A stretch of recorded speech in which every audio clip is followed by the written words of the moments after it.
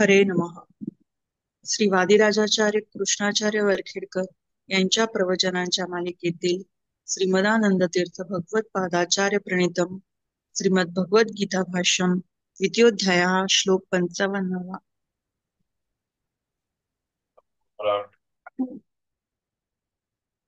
प्रोक्षाचा महाभारत धृतराष्ट्रोवाचे धर्मक्षेत्रे कुरुक्षेत्रे समवेताय मामका पांडवास्तेव किंवा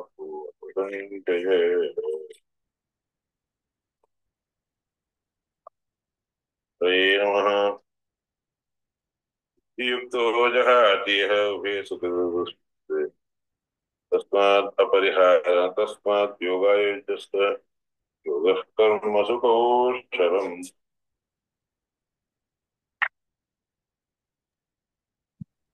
कर्मजं बुद्धियुक्ता हि फलं त्यक्त्वा मनीषिणः जन्मबन्धविनिर्मुक्ताः पदं गच्छन्ति रामयम् यदा ते मोहकलिलं बुद्धिर्व्यक्तरिष्यति तदा गन्तः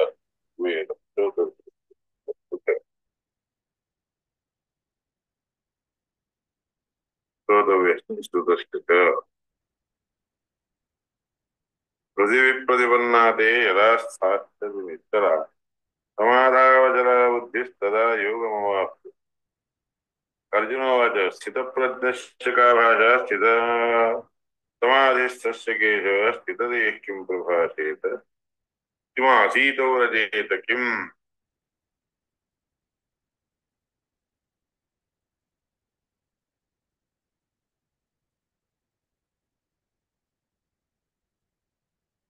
श्री भगवानुवाच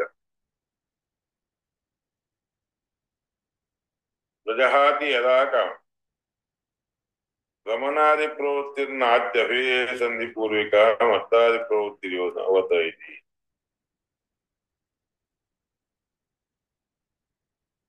होगोदो दायचं यायचं हे सगळं अभिसंधानपूर्वक केलं जातं असं नाही.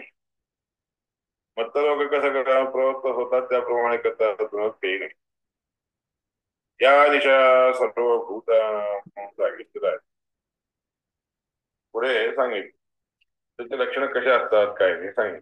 प्रजाहात यदा कामान सर्वान् पार्थ मनोरथान् आत्मन्येव आत्मदुःखः तिथं प्रज्ञास्तदोच्यते.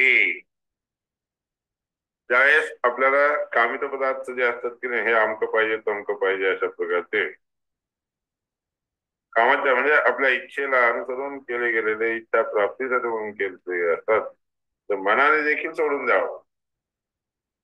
परमात्म्याने जे दिलेलं आहे ते आपल्या बुद्धीच्या द्वारे समजून घ्यावा आणि परमात्म्याला जाणून घेऊ आणि संतोषाने राहावं.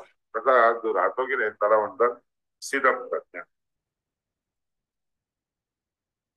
कारण त्या अर्जुनाने पहिल्यांदा विचारलं ना स्थितप्रज्ञाची काय भाषा असते आणि स्थितबुद्धीने समाधीमध्ये असणाऱ्या व्यक्तीची भाषा कोणती. स्थितप्रज्ञाने काय करावं कसं बोलावं कसं वागावं हे सगळं आता अर्जुनाने विचारल्याप्रमाणे भगवंतांनी सांगितलं. पहिल्यांदा काय सांगितलं तेव्हा आपल्या मनातून देखील मनामध्ये देखील अन्न सोडून देतो ते अमकं पाहिजे मला अमक्यासाठी नाही अशा प्रकारचे विचार जे आहेत मनातून देखील तो सोडून देतो आणि परमेश्वराने जे दिलं आहे त्याच्यावरच संतुष्ट राहत असतो संतोषाने राहत असतो. त्या व्यक्तीला स्थितप्रज्ञ म्हणून म्हणतात. हे सांगितलं आहे स्थितप्रज्ञस्तदोच्यते.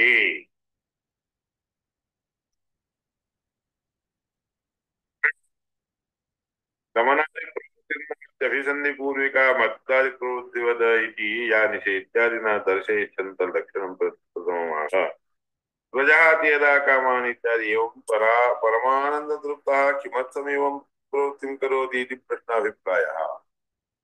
ज्यावेळेस ज्या व्यक्तीने आपल्या मनात देखील तसले काम आणून घेत नाही असं असताना तो कशाला प्रश्न वगैरे करायला जाईल. प्रारब्ध कर्म कसे असतात? ब्रह्मदेवाचं परमात्म्याचं ज्ञान प्रारब्ध कर्म कोण करायला गेला असताना त्याच्यामध्ये ब्रह्मदेवाला म्हणजे परब्रह्माचे मनामधील चिंतन देखील सोडून देतो एकीकडे. कारण काय असतं, वासना कशी असते तर मनामध्ये असं अभिसंधान येतं, मग नंतर सोडावं अशी इच्छा येणार. म्हणून मनामध्ये तसली विचार, जसे विचार देखील येऊ नये म्हणून असं ते समाधीस्थ व्यक्तीचे स्वरूप सांगून टाकत. कोणतंही थोडं अभिसंधान आपण केलं, मनामध्ये असं जर करायचं म्हणून विचार केला, विचार आणला तरी देखील पुरे तिकडे वळतो. म्हणून तो विचार मनाने देखील करू नये म्हणून असं सांगण्याचं कारण. शुक इत्यादी लोकांना देखील तशी प्रवृत्ती होत असते. सत्पाद भक्तिमिच्छन्ति ज्ञानिनस्तत्त्वदर्शन म्हणून सांगितलं. यदा तु इंद्रियादीनामग्रहो दृश्यते आग्रहो दृश्यते तदा अभिभूतं तेषां ज्ञानम्. लोकांचं म्हणजे त्या लोकांचं जे अपरोक्ष ज्ञान असणारे लोक असतात की नाही, त्यांचे ज्ञान कसे असते? इंद्रियांच्या आग्रहामुळे तो करायला गेला तरी देखील तिथं आसक्ती त्याला प्राप्त होत नाही. तेच सांगितलं. आधिकारिक पुंसांतु बृहत् कर्मत्व कारणात उद्भवाभिमो ज्ञाने ततो अन्येभ्यो विलक्षणा म्हणून असं सांगितलेलं आहे. अधिकाधिक लोक जे असतात की नाही, त्या लोकांना काम असल्या कारणाने बृहत् कर्मत्व कारणात कारण कर्म खूप असतात, करावे लागत असतात. मग ते भूत झाले असताना किंवा नष्ट झाले असताना जे ज्ञान प्राप्त होत त्याच्यामुळे विलक्षण प्रकारची प्रवृत्ती त्याला उत्पन्न होत असते. वैलक्षण्या कारणाने, विलक्षणता असल्या कारणाने अधिकारी असलेला व्यक्ती देखील अनधिकारी देखील होऊ शकतो बरं का. ते ज्ञानी ना तशा लोकांना ज्ञानी लोक म्हणत नाहीत बरं का. त्याच्यात समाधी कुर्वतो लक्षण उच्यते. समाधीस्थ असणाऱ्या व्यक्तीने असं वागावं सांगितलं नाही. समाधीस्थ लोकांचे यश सर्वत्र स्नेह जास्त बाळगू नाही, स्नेह जास्त करू नाही म्हणून निषेध दाखवले ते समाधीस्थ लोक. नाही समाधी समाधींना पूर्वत शुभाशुभ प्राप्ती जो समाधी ध्यानामध्ये असतो की नाही, त्या व्यक्तीने शुभ प्राप्ती अशुभ परिहार वगैरेचा विचारच करू नये, विचारच आणू नये मनावर. चांगली समाधी म्हणून जे आहे की नाही, चांगलं जाणून घेऊन मगच समाधीला बसवा. संप्रज्ञात झाला तर इकडच्या तिकडच्या गोष्टीने त्याच्या मनावर जर ताण पडला तर गोष्टी तसं होऊ शकतो का. तथापिन तत्रैव इति नियमः. पण जरी ताण पडला तरी तिथंच आसक्त होऊन राहणं हे योग्य नाही. कामादयो न जायन्ते झपि विक्षिप्त चेतसाम्. उत्सुक बुद्धी ज्यांची असते की नाही, त्या लोकांना काम इत्यादी कधी उत्पन्नच होत नसतात. ज्ञानी निर्धूत मलानाम देव संश्रयात परमात्म्याला आश्रय करून राहत असतात त्या ज्ञानी लोकांना निर्धूत मलानाम कधीही कोणत्याही प्रकारचे पाप तर नसतातच, करायला जातच नाही. आश्चर्य नष्ट करून घेतलेले असतात असे ज्ञानी लोक असतात. मनामध्ये असणारे जे कामना असतात ते देखील त्यांनी सोडलेले असतात. म्हणून तर विरुद्ध असणारे जे काही ज्ञान आहेत ते उत्पन्न झालेलं असतं तर उत्तम आनंद शांत सोडून देणं ठीक आहे. ते मनामधून देखील त्याची कामना करणं सोडून देणं योग्य आहे. सर्वान पार्थ मनोगतान. भगवद्गीतेमध्ये कृष्णाने काय सांगितलंय, हे पार्थ सगळ्या प्रकारचे मनोगत कामना देखील त्यांनी सोडून द्यावं. आता नाही गेला तर विरोध होतो. रसोप्यस्य परं रसवर्जम रसोप्यस्य परं दृष्ट्वा निवर्तते, हे वाक्य आहे. कृष्णाने सांगितलेलं बरं का. रसवर्जम रसोप्यस्य परम दृष्ट्वा निवर्तते. एखाद्या व्यक्तीने रसाची कामना करणं देखील सोडून देतो बघा. ह्या गोष्टीचा, ह्या पदार्थाचा असा म्हणजे स्वाद असतो, अशा रीतीने गोडी येत असते त्याच्यात. म्हणून ही मनामध्ये ही कल्पना देखील करणं सोडून दिलेलं असते त्या लोकांनी. आणि असं सोडलं असताना त्याच्या समोर तसले पदार्थ युक्त असणारे, जसं भरीत असणारे वस्तू आणून ठेवले तर तिकडे त्याचं मन जात नाही बरं का. कारण रसवर्जम रसोप्यस्य परम दृष्ट्वा निवर्तते.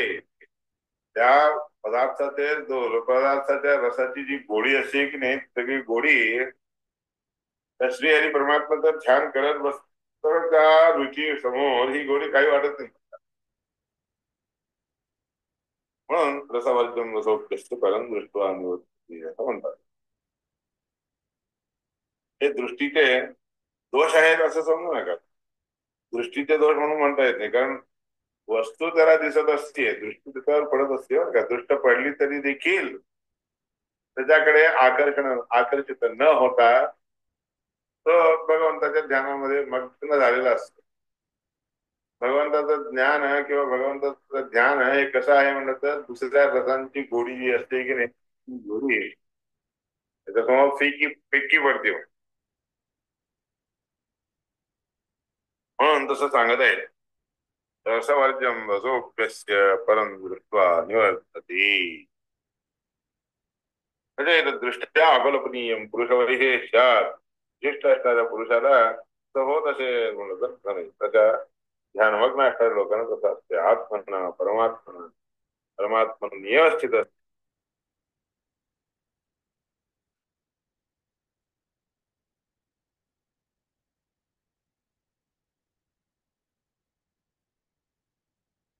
तस्मिन् आत्मना परमात्मा नियवस्थित सन म्हणून तथा परमात्म्यामध्येच आसक्त होऊन बसलेला असतो.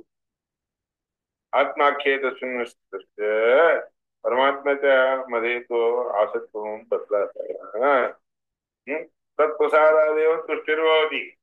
परमात्म्याचा प्रसाद जरी प्राप्त करून घेतलं की त्याला आनंद होत असतो. श्रेयामस्तु परित्यज्य रामे स्थितिमतस्ततः. सगळे विषय सोडून देऊन परमात्म्याच्या मध्ये आपली स्थिती ठेवून घेणे, त्यालाच म्हणतात स्थितप्रज्ञ. देवात भवती वही दृष्टीतून अन्यथा तो कथंचन. संतोष कशाने होत असतो? परमात्म्याचं दर्शन घेत बसलेला असताना त्याला मोठा आनंद होत असतो. पण कोणी भगवंताच्या दर्शनाला गेला असताना, भगवंताचं दर्शन जेव्हा घेत असतो त्यावेळेस त्याला आजूबाजूला कोणत्याही गोष्टी आवडत्या जरी दिसल्या तरी तिकडे प्रवृत्त होत नाही. तो देवाला नमस्कार करायला सोडून इकडे बघत नाही तो आहे. कारण काही लोक जे असतात की नाही, ते असतात जे स्थितप्रज्ञ नसतात की नाही, तसे लोक. ते लोक कसे असतात, परमात्म्याचं दर्शन घेत असताना आजूबाजूला काहीतरी नवीन पदार्थ, खायचे पदार्थ, नैवेद्य म्हणजे नैवेद्य दाखवत असताना परमात्म्याचा समर्पणाच्या बुद्धीने जेव्हा करत असतो त्या पदार्थ दिसले की त्यांची दृष्टी तिकडे जाते जाऊन. भगवंताला द्यायचं नैवेद्य द्यायचं जे आहे की नाही सुटून जात. याकरता असे काही लोक असतात, ते लोकांना काय म्हणतात, तिथं प्रज्ञ म्हणत नसतात. त्यांची प्रज्ञा स्थिर झालेली नसते. परमात्म्याच्या ठिकाणी स्थिर झालेली ज्यांची प्रज्ञा असते, बुद्धी असते की नाही, ते लोक आवडते गोष्टी जरी जवळ आल्या तरी देखील तिकडे त्याची बुद्धी जात नाही, दृष्टी जात नाही. दाखवलं. म्हणून नारायण रामकल्प म्हणून आहे त्याच्यामध्ये असतात. देवात भवती वही नान्यता, आणि त्याला तशी बुद्धी, संतोष बुद्धी भगवंताच्या अनुग्रहानेच प्राप्त होत असते. दुसरं त्याला काही कारण नसतं बरं का.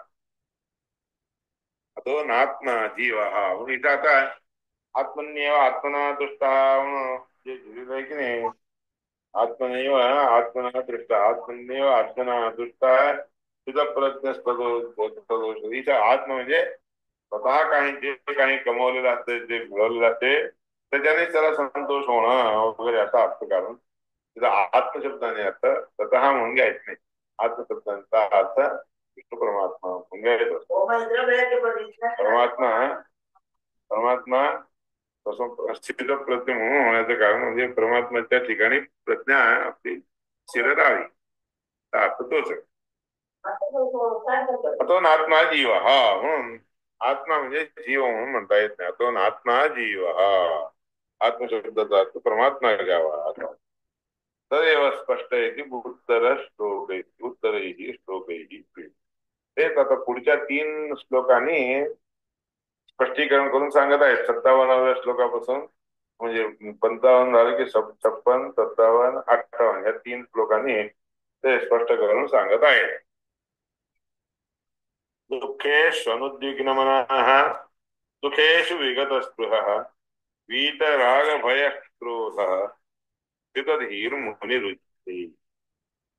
कधी असणाऱ्या व्यक्तीचे स्वरूप काय आहे, स्थितधी म्हणजे स्थितप्रज्ञ जो असतो की नाही त्याचे प्रभाव काय, त्याचे स्वरूप काय हे दाखवले. 56व्या श्लोकामध्ये ते सांगायला दुःखेषु अनुद्विग्न मनः दुःखेषु विगत स्पृहः वीत राग भय क्रोधः स्थितधीर मुनिरुच्यते. दुःख झाले असताना दुःख होत असताना आपलं मन उद्विग्न करून न घेणं, उद्विग्न म्हणजे दुःखित करून घेऊन बसणं सोडून देतो. आणि जे सुख प्राप्त असतं की नाही, जे सुखकारक असणाऱ्या अशा गोष्टी मिळत असतात त्या ठिकाणी स्पृहा सोडून द्यावी. किती छान आहे हे, घ्यावं बरं का, हे आपण प्राप्त करून घ्यावं बरं का, अशा प्रकारची स्पृहा, त्याच्या पद्धतीची आकांक्षा, मला पाहिजे अशा प्रकारचे कामना असते की नाही, त्या कामनेला काय म्हणतात स्पृहा. दुःखेषु विगत स्पृहा दुःखदायक असणारी गोष्ट आपल्याला मिळाली असताना मिळत असताना त्याच्याबद्दल स्पृहा करू नाही. जे दुःखदायक गोष्टी असतात ते लोक त्या गोष्टींना बघून दुःखित होऊन बसू नये. असं वीत राग भय क्रोध ज्या व्यक्तीने राग सोडून दिलेला असते, भय सोडून दिलेलं असतं आणि क्रोध सोडून दिलेला, तिन्ही गोष्टी ज्यांनी सोडून दिलेल्या असतात तो व्यक्ती धी किंवा स्थितप्रज्ञ या नावाने सांगला जातो. एतान्यव ज्ञानोपाय आणि ज्ञानाचे उपाय हेच आहेत बरं का. तद्वै जिज्ञास विस्तार्यं ज्ञानिनां यत्तु लक्षणम्. जिज्ञासू असणारे जे लोक असतात की नाही त्या व्यक्तीने ज्ञानींचे जे लक्षण असतात की नाही, ज्ञानी लोकांचे जे लक्षण आपल्याला प्राप्त व्हाव्यात आपण देखील तसं व्हावं आणि तसं व्हावं म्हणून ती गोष्ट मिळवून घेण्यासाठी प्रयत्न करावा लागतो बरं का जिज्ञासू लोकांना. आता वीत राग भय क्रोध म्हणून आहे ना, त्या ठिकाणी राग म्हणजे काय, शोभनाध्यासा राग हा उत्तम एका प्रकारे शोभायमान असणारा दिसून येणारा जो राग असतो की नाही, अध्यास असतो की नाही, मनामध्ये सारखं ठेवून घेणार, विचार करत बसणं, त्याला काय म्हणतात राग. राग शब्दाचे व्याख्यान दिले बघ, राग शब्दाचा अर्थ स्पष्ट करून सांगितलं जाईल. शोभमान हा अध्यास हा राग हा होऊन जाईल. शोभमान म्हणजे शोभायमान चांगलं दिसून येणार जो मनामधील विचार, अध्यास म्हणजे काय मनामध्ये ठेवून घेणं, वारंवार येत जाणं, चांगली गोष्ट आपल्या मनामध्ये सारखं येत राहत असते, मनामध्ये सारखी ती गोष्ट येत राहिली तर त्याला काय म्हणतात राग म्हणतात.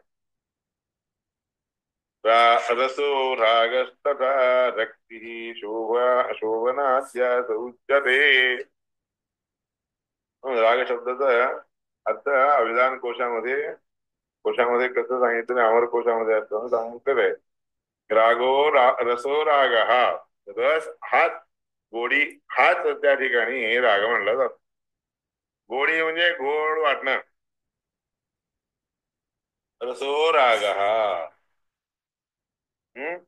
तथा रक्ती ही आसक्ती. रक्ती म्हणजे काय? रती. त्याच्यामध्ये धूम्र होऊन राहणं, पूर्णपणे त्याच्यामध्ये आसक्त होऊन राहणं धूम्र म्हणतात त्याला. रती ही रक्ती ही शोभनाध्यास उच्यते. शोभन चांगल्या प्रकारचा अध्यास मनातील विचार जो असतो त्या गोष्टींना काय म्हणतात? राग असं म्हणत असतो. सर्वत्र अनविस्नेह स्नेहत्वात् शुभाशुभं प्राप्य अभिनंदते न द्वेष्टि. असं त्याच्या पुढच्या श्लोकाने काय सांगितले? यः सर्वत्र अनविस्नेहः तत्तत् प्राप्य शुभाशुभम् अभिनंदते न द्वेष्टि तस्य प्रज्ञा प्रतिष्ठिता. सर्वत्र अनविस्नेह. सगळीकडे अभिस्नेह म्हणजे पूर्ण प्रकारचा स्नेह. त्याच्या मनामध्ये कधीही सगळीकडे सर्वत्र हिंडतच असतो, सगळ्या गोष्टी येतच असतात. याकरता त्याच्यामध्ये पूर्ण प्रकारचा पूर्णपणे असणारा असा स्नेह जो असतो की नाही, ते मिळालं तरी देखील किंवा ते नाही मिळालं तरी देखील कोणतीही गोष्ट सुखदायक असणारी वस्तू मिळाली तरी देखील आनंदित होणं, नाही मिळाली तर दुःखी हो. असं जो कोणी आपल्या अनविस्नेह म्हणजे स्नेह दाखवून देत नाही, अभिनंदन करत नसतो, द्वेष करायला राहत नसतो, त्याची प्रज्ञा स्थिर होत असते बरं का. त्या जो चांगले अगदी गोड दिसून येणाऱ्या गोष्टी आनंदित होऊन बसत नाही. जे दुःखापासून काय कशा वस्तू असतात ते वस्तू मिळाल्या म्हणून द्वेष करायला जात नाही. तस्य प्रज्ञा प्रतिष्ठिता. त्या व्यक्तीची प्रज्ञा प्रतिष्ठित होते म्हणजे स्थिर होते. प्रतिष्ठित शब्दाचा stable. Knowledge will be stable. त्याचं ज्ञान स्थिर होत, पक्क होत.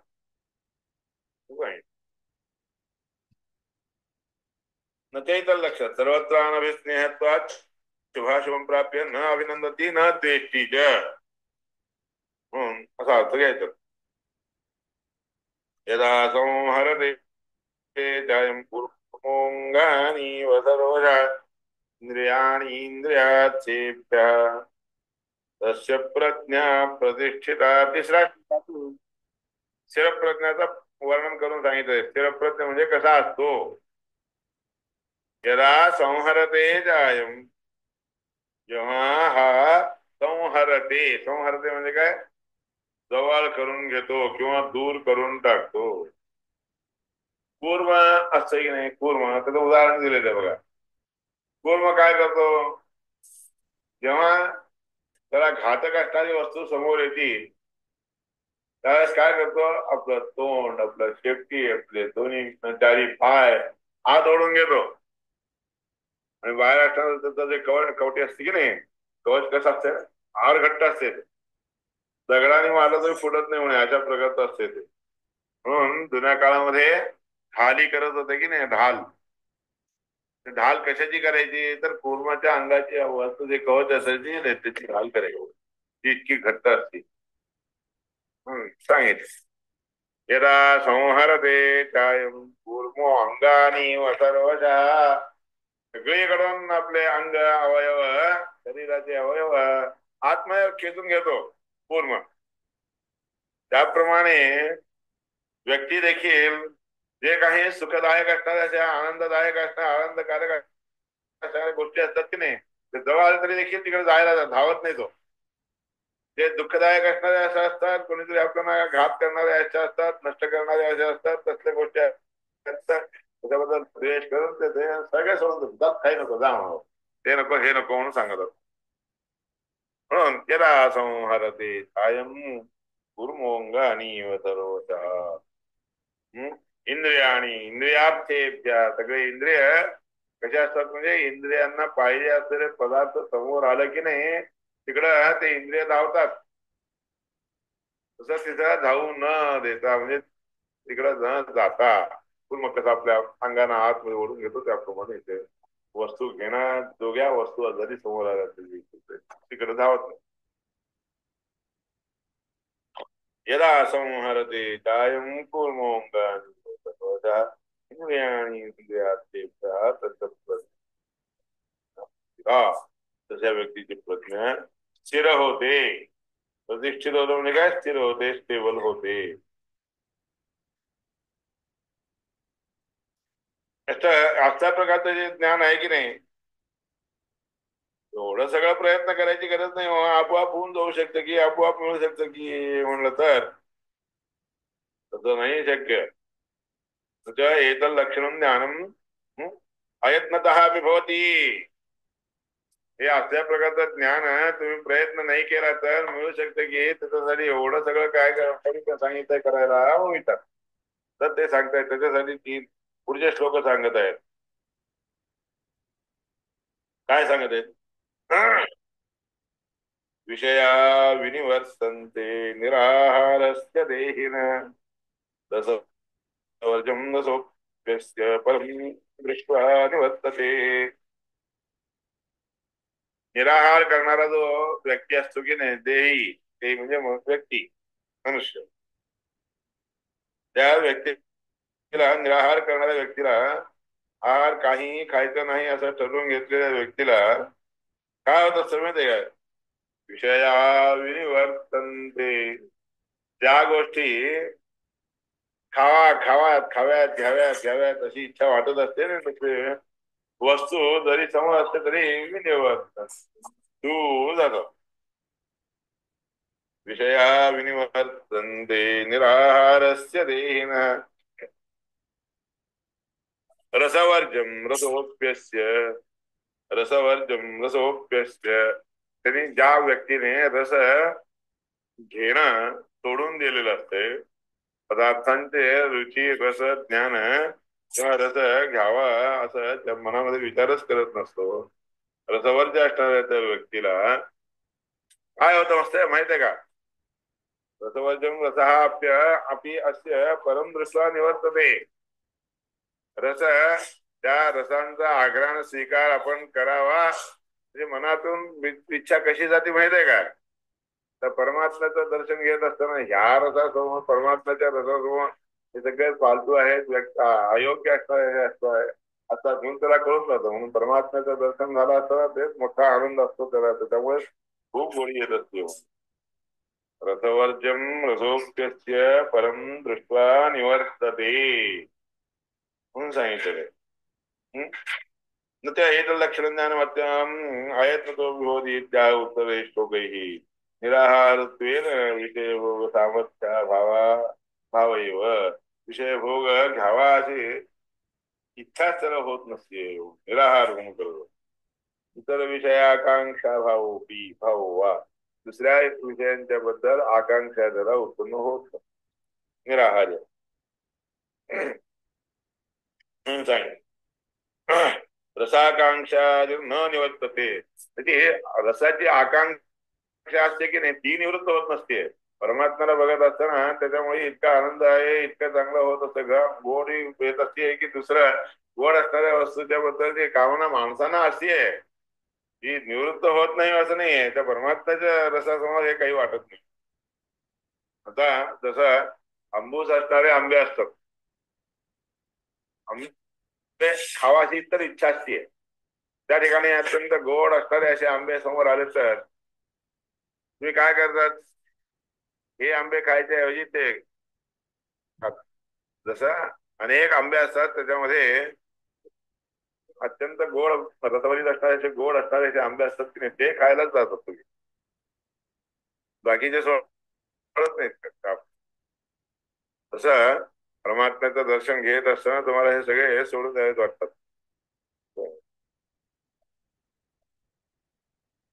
रसाकांक्षा न निवर्तते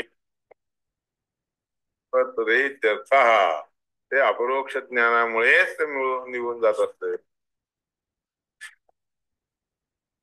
ते सांगायला. विषया विनिवर्तन्ते निराहारस्य देहिन. अपरोक्ष ज्ञानामुळे त्याला असं होत. विषया, विषय म्हणजे काय? किती इंद्रियाणी जयंत्याशु निराहारा मनीषिणः. ज्ञानी लोक निराहार करत सगळे इंद्रिय आपल्या काबूमध्ये आणून घेत असतात. वर्जयित्वा तो रसाना असो रसे तू वर्धते. बाकीच्या सगळं रसना असतं की नाही. आपल्याला कोणताही इंद्रिय निग्रह करायचा असेल तर सगळ्यात आधी कोणत्या इंद्रियाचा निग्रह करावा माहितीये का? रसना म्हणजे जीव. जिभेचा निग्रह केला की सगळे रस्य पदार्थामधील त्याचे आसक्ती निघून जात. त्या जिभेला जर कंट्रोल मध्ये नाही आणलं तर मग ते वाढत राहत. हे कसं आहे ते कसं आहे असं वाढत. वर्जयित्वात रसनाम असो रस्येत वर्धते. रसामध्ये त्याचा अभिवृद्धी येते. तर परमात्म्याला बघत बसत असताना ते कोणता रस आपण खात असो असं विचारत. रसना ही असते गोडीकडे वाढवणारे, गोडी वाढवणार ती रसना. रसशब्दस्य रागवाचित्वाच. रस शब्दाचा अर्थ राग अनुराग हा या अर्थाने देखील असतो बघा. रस म्हणजे रसनेने घेतले जाणारे जे कोणी जे काही विषय आहेत, पदार्थ आहेत, त्या पदार्थांच्याकडे रसना म्हणजे जीव वळत असते, जात असते. पण ते सोडून देणं म्हणजे निराहार. परमात्म्याच्या ठिकाणी रस शब्दाचा अर्थ काय? अनुराग, आसक्ती. रसाचा अर्थ आसक्ती देखील होत. आणि रसनेंद्रियाने स्वीकार केलेली गोडी देखील होती. दोन अर्थ आहेत. रसवर्जम रसोक्तस्य परम दृष्ट्वा निवर्तते. रसवर्ज असणाऱ्या व्यक्तीला परमात्म्याला बघितलं की त्याच्यामध्ये आसक्ती आली म्हणलं की ही गोडी आहे त्याच्यासमोर काही वाटत.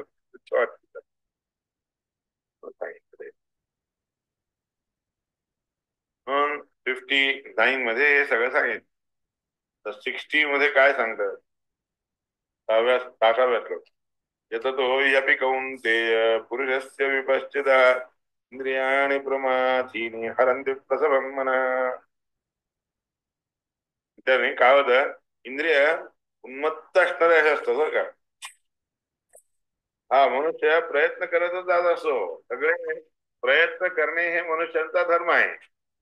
येतो तो हे कौन्तेय पुरुषाच्या विपश्चिता. ज्ञानी असणारा असतो ना, बुद्धी असते त्याला. त्याकरता बुद्धी असल्या कारणाने इंद्रियांच्या द्वारे ज्यावेळेस तुम्ही कोणती तरी वस्तू पुस्तिका भोग घ्यायला जातात त्यावेळेस ते इंद्रिय उन्मत्त असणारे असे त्यांचं मन काय करतात?